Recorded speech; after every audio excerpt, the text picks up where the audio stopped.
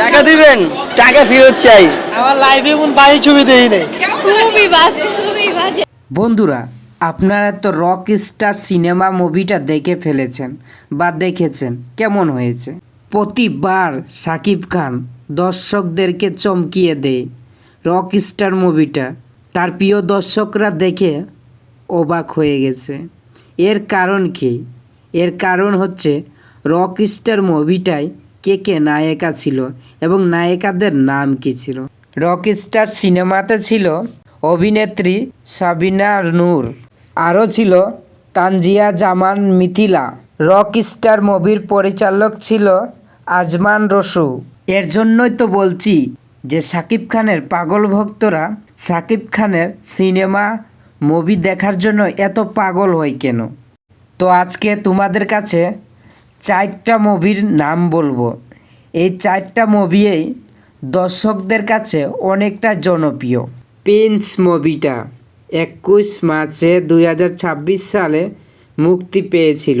Prince মুভিতে অভিনেত্রী ছিল তাসনিয়া ফারিম এবং ছিল আরও সাবিলা নূর।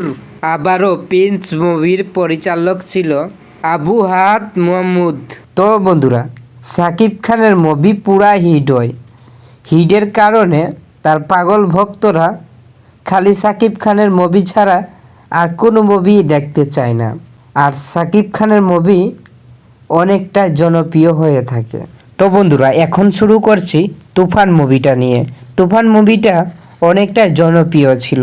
তুফান সিনেমাটা মুক্তি পেয়েছিল 17 জুন 2024 সালে। তুফান ছবির প্রিয় অভিনেত্রী ছিল মিথিলা চক্রবর্তী, আরও ছিল মাসিমা রহমান নাবিলা। মুভিটার পরিচালক ছিল রাহান রাফি। এর জন্য তো বন্ধুরা শাকিব খানের পাগল ভক্তরা এত শাকিব খানের মুভি দেখে কিসের জন্য? শাকিব খান আইটেমে আইটেমে চেঞ্জ করে। যেমন ধরে নেন, প্রতিটি মুভির মধ্যে নায়িকা চেঞ্জ।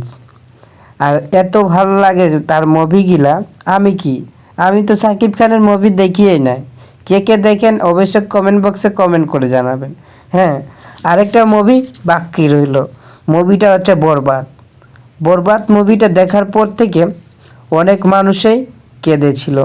বরবাদ সিনেমাটা মুক্তি পায় 2025 31 মার্চে মুক্তি পেয়েছিল। বরবাদ অনেকটাই জনপ্রিয় পেয়েছিল, গানগুলা পেয়েছিল আরও জনপ্রিয় বেশি। এর জন্য পাগল ভক্তরা প্রতি ঈদে বারবার শাকিব খানের মুভি দেখার জন্য দূর দূর থেকে ছুটে আসে।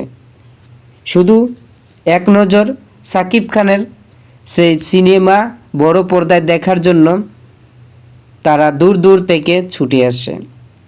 হ্যালো বন্ধুরা, তো বরবাদ মুভিটাও অনেকটা জনপ্রিয় ছিল, আমরা জানি, আমরা দেখেছি এবং অনেকে পাগল ভক্তরাও দেখেছে। আসলে এই যে মুক্তি পাইল রক স্টার সিনেমাটা, এটাও কিন্তু শাকিব খানকে জটিল মানাইছে। আর অনেকেই মানুষ প্রশংসাও করছে, আরও মানুষ নাও করছে, কারণ তারা বলছে ভালো হয় নাই, খারাপ হয়েছে।